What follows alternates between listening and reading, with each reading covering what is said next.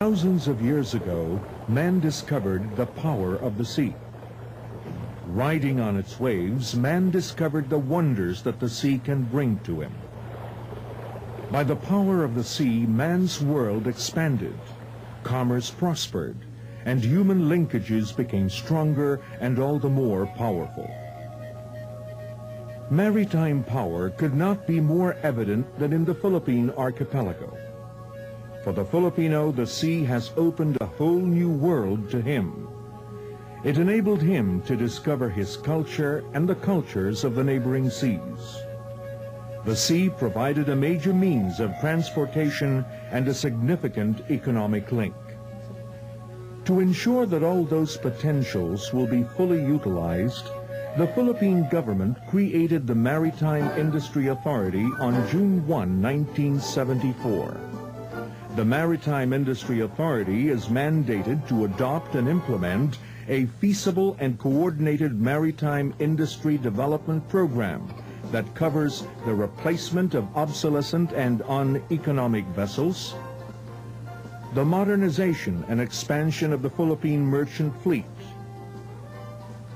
the enhancement of domestic capability for shipbuilding, repair, and maintenance, and the development of a reservoir of trained manpower.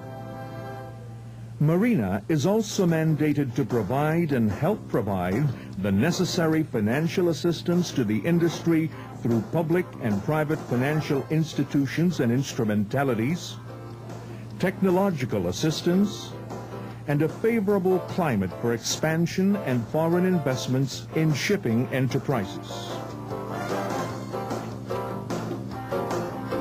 Finally, Marina is mandated to provide for the effective supervision, regulation, and rationalization of the organizational management, ownership, and operations of all water transport utilities and other marine enterprises. Geared up for a monumental task, Marina covers 4 major sectors: domestic shipping, overseas shipping, shipbuilding and ship repair, and maritime manpower development. Domestic shipping. The domestic shipping sector serves as the lifeline for an archipelagic country like the Philippines, providing the most dominant transportation mode. The overseas shipping sector is mandated to regulate and supervise the overseas shipping industry. We regulate and supervise the operations of the shipbuilding and ship repair enterprises to promote and develop the shipyard industry. The maritime manpower sector is the human resource component of the maritime industry. The Marina is tasked to ensure that the country has a pool or reservoir of trained, competent, and qualified maritime workforce. Through the years, Marina's functions and responsibilities were expanded and refocused through shifts in policies of each administration.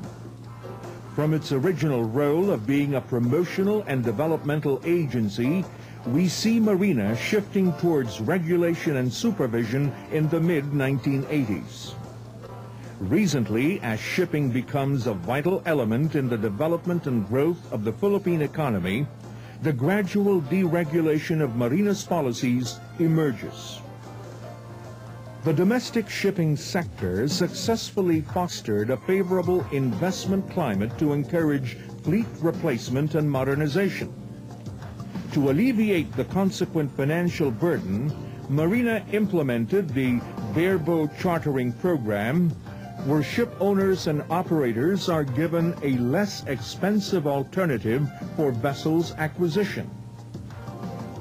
Financial assistance and incentives, which involves the implementation of the Public Utilities Priorities Plan, or PUPP, the IBRD loan facility of $20 million, World Bank-assisted industrial restructuring project, Investment Priorities Plan, or IPP incentives, and the Domestic Shipping Modernization Program providing a 3.91 billion yen loan facility through the DBP.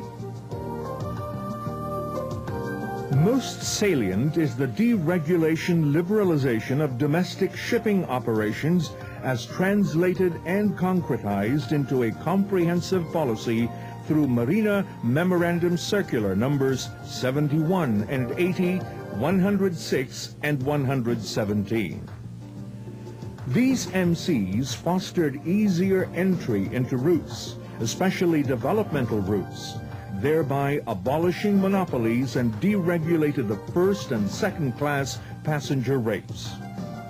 Deregulation initiatives were complemented by liberalized and rationalized administration, which allowed vessel acquisitions without age and size limits, simplified and more efficient franchise issuance, and less cumbersome vessels departure clearance procedures through Executive Order Number 493.